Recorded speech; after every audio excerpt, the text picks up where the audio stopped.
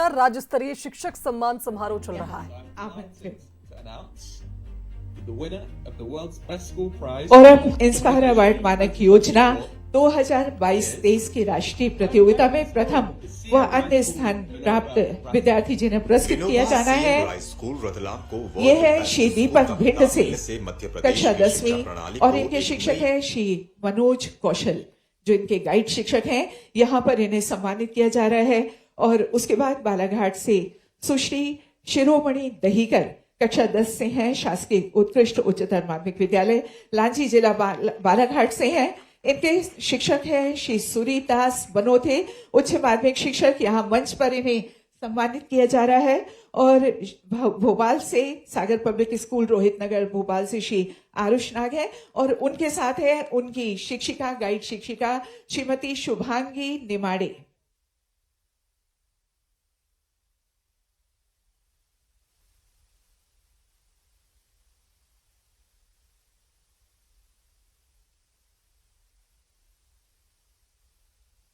आप सभी को बहुत बहुत बधाई, बहुत शुभकामनाएं और आपकी जोरदार तालियां हमारे इन शिक्षकों के लिए और इन बच्चों के लिए, जिन्होंने अपने प्रदेश का नाम पूरे देश में गौरवान्वित किया है और अपने देश का नाम भी गौरवान्वित किया है।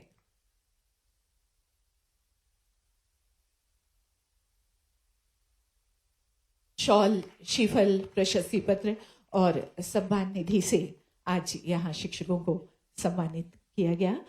हमारे माननीय मुख्य अतिथि महोदय, माननीय अध्यक्ष महोदय और विशिष्ट अतिथि महोदय, स्वागत किया आपने। आप सभी का बहुत बहुत धन्यवाद। और इसके बाद जैसा कि आपको विदित है, अभी बताया जा चुका कि प्रदेश के 54 लाख विद्यार्थियों को गणवेश की राशि रुपए 324 करोड़ का 1 क्लिक के माध्यम से बैंक खाते में सीधा अंतरण किया जाएगा। और वो पला गया है एक क्लिक के माध्यम से। हमारे माननीय मुख्य अतिथि महोदय और अध्यक्ष महोदय अभी इस राशि का अंतरण करने जा रहे हैं। आपकी जोरदार तालियां इसके लिए बनती हैं। रुपए 324 करोड़ की राशि का अंतरण 1 क्लिक के माध्यम से।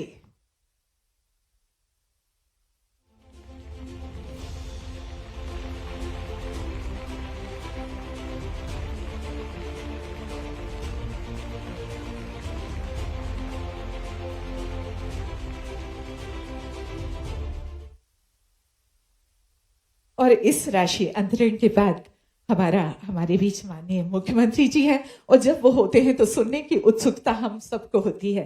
उनसे हमारा अनुरोध है, कृपया स्वागत उद्बोधन के लिए पधारें माननीय मुख्यमंत्री डॉक्टर मोहन यादव जी।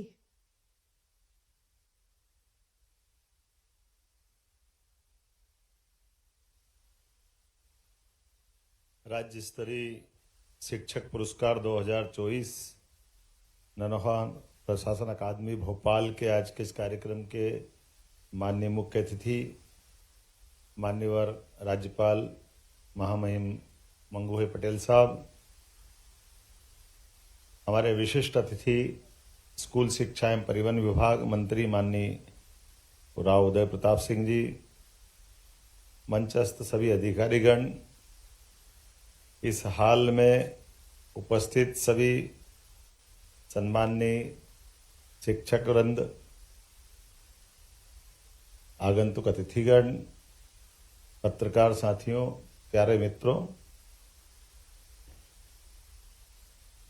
हमारे अपने देश की अतीत की परंपरा और खास करके जिसकी जड़ों में जो सर्वाधिक रूप से परिलक्षित होता है दुनिया के अंदर, वो हमारी गुरु शिष्य परंपरा ही है, जिसके कारण से हर काल, हर युग में, हर समय हमारी दी गई शिक्षा व्यवस्था और गुरुकुल ने हर आने वाली चुनौतियों में अपनी महत्वपूर्ण भूमिका अदा की है।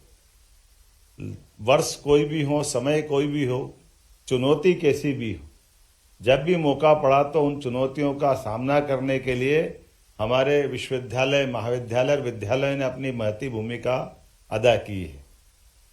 हम भगवान राम का काल देखें, भगवान राम के काल में समर्थ दशरथ, जिनकी अपनी उस समय की कीर्ति पताका, उनका शासन का करने का तरीका, उनकी उदारता, वीरता, धीरता, गंभीरता, किस बात की कमी है।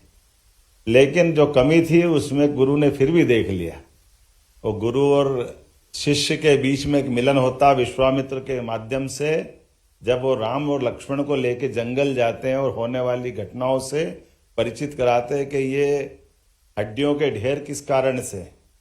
ये बड़ा अलग प्रकार का विषय है, लेकिन ये बात हमारे लिए आज भी विचार का विषय तो है ही है कि समर्थ शासन काल होने के बावजूद भी बगल के शासन की व्यवस्थाओं में गली निकाल करके अव्यवस्था कैसे रास्ता निकालती है।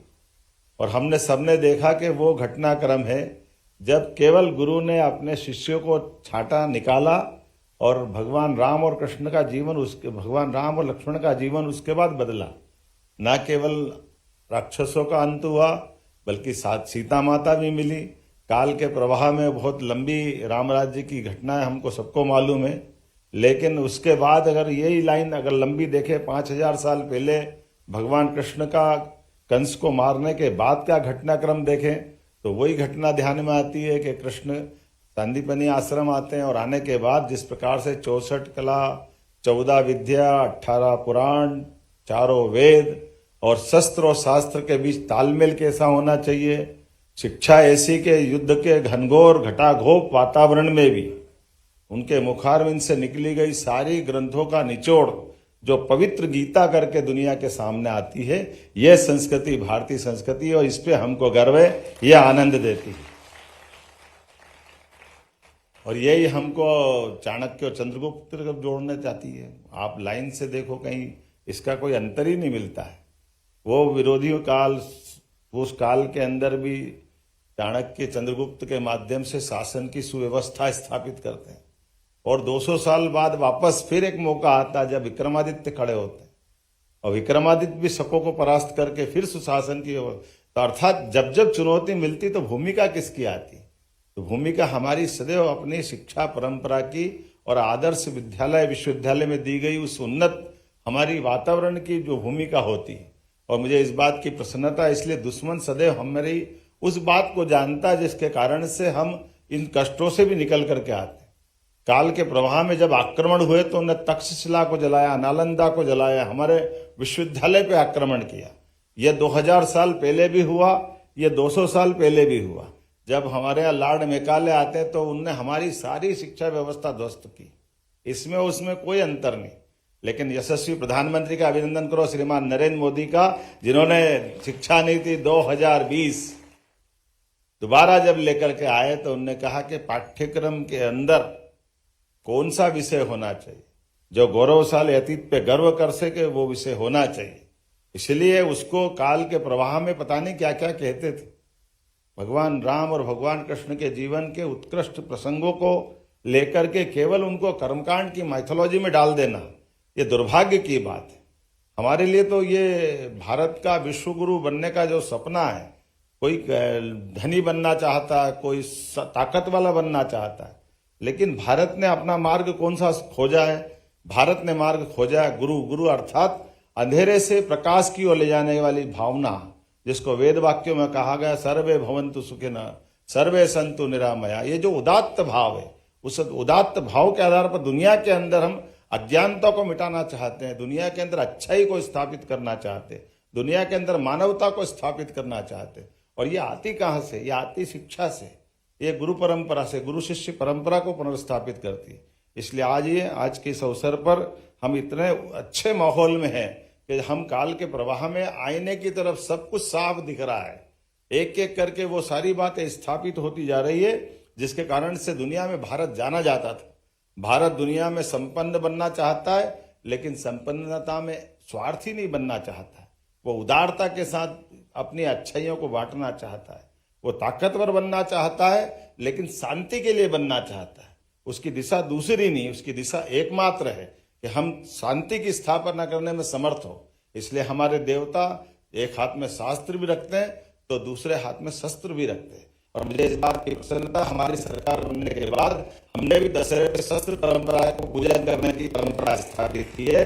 हमारे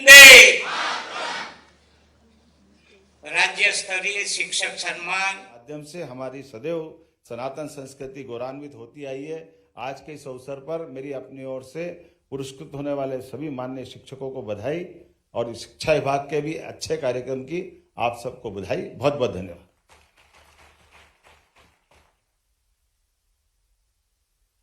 बहुत बहुत धन्यवाद माननीय मुख्यमंत्री जी आपका। हम हर्षित हैं, आह्लादित हैं कि आज हमारे बीच माननीय मुख्यमंत्री जी हैं और माननीय राज्यपाल महोदय जी भी मुख्य अतिथि के रूप में हैं। आशीर्वचन के लिए अब हमारा अनुरोध माननीय मुख्य अतिथि महोदय माननीय राज्यपाल जी से।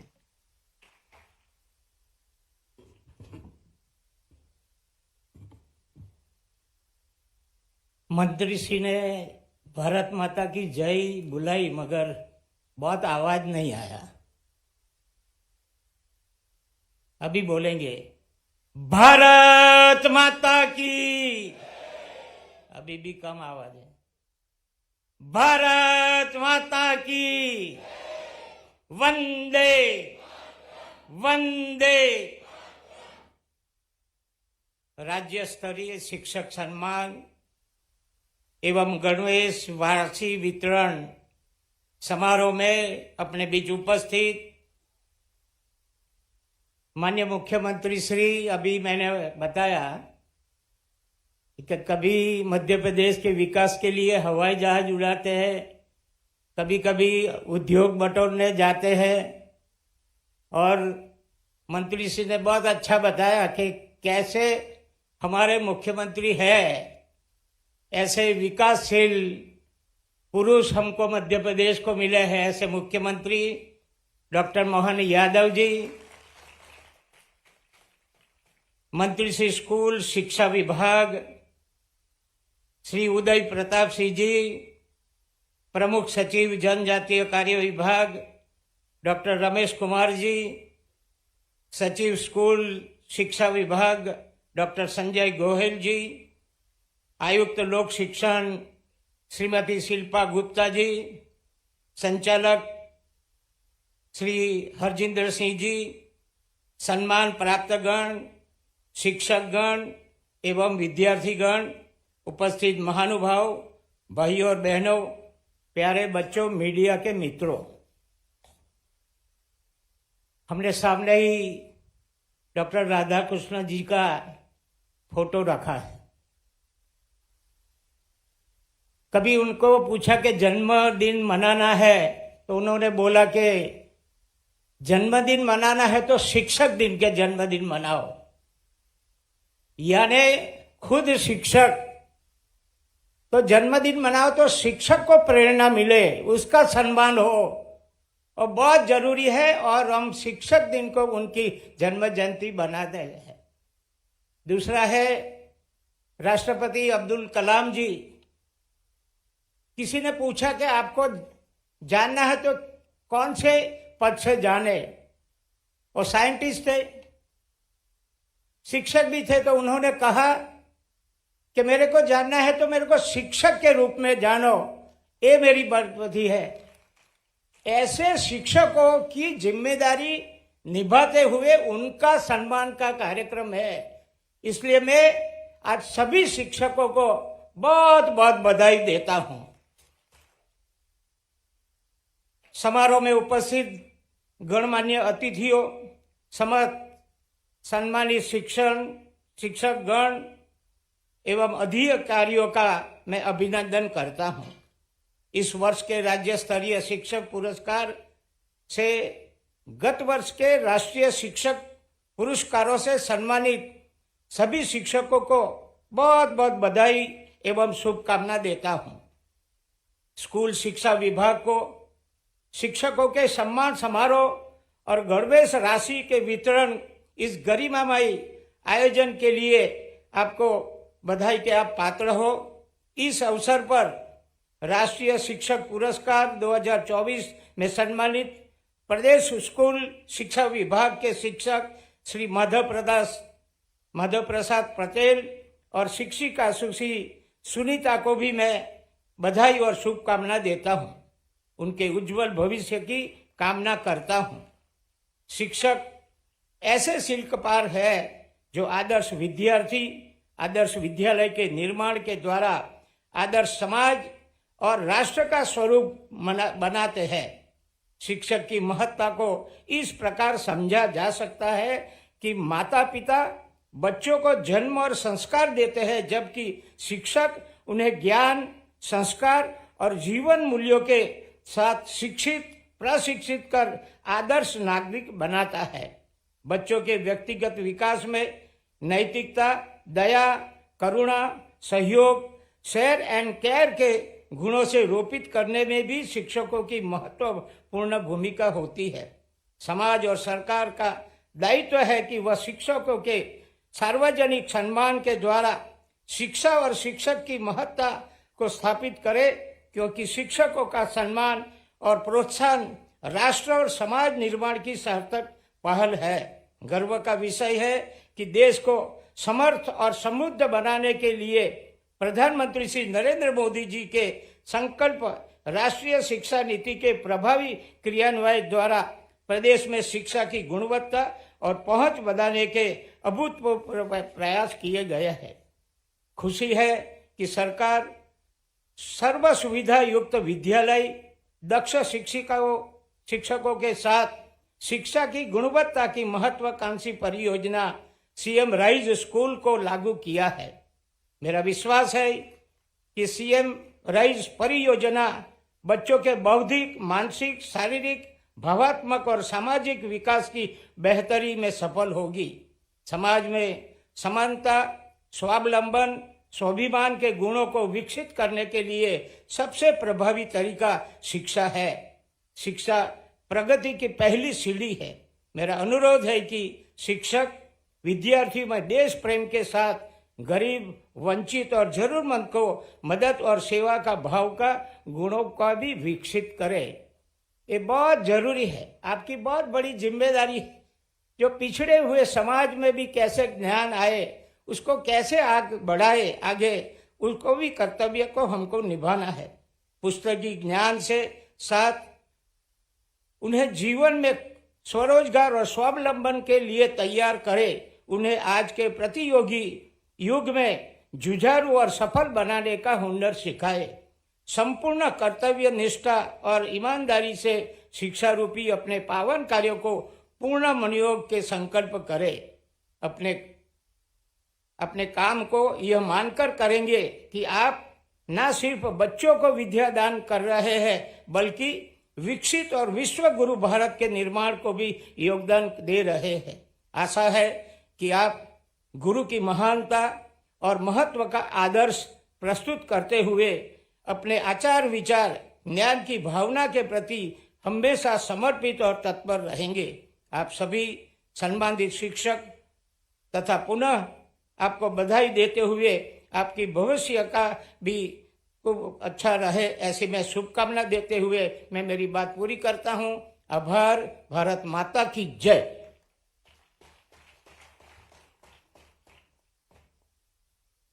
बहुत बहुत धन्यवाद माननीय राज्यपाल महोदय जी आपका। हम सब अभिभूत हैं आपको अपने बीच पाकर, आपको सुनकर।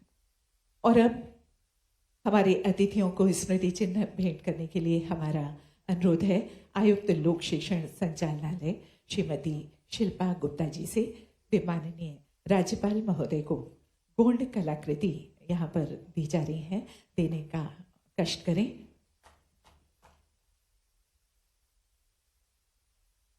और आपकी जोरदार तालियां इसमें, ये स्मृतियां हमेशा बनी रहे हमारे अतिथियों के दिलों में, इसे तो हम स्मृति चिन्ह यहाँ प्रदान करते हैं। मुख्यमंत्री जी को स्मृति चिन्ह प्रदान करने के लिए एक बार फिर हमारा अनुरोध आयुक्त महोदया से।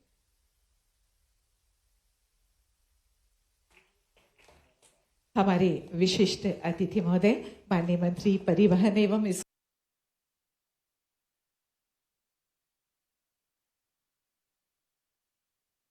स्कूल शिक्षा विभाग हमारे बीच हैं। उन्हें स्मृति चिन्ह भेंट करने के लिए एक बार पुनः अनुरोध आयुक्त महोदया से। और अब आभार की बेला है। हमारा अनुरोध सचिव स्कूल शिक्षा विभाग मध्य प्रदेश शासन डॉक्टर संजय गोयल जी से है कि वे आभार प्रदर्शित करें।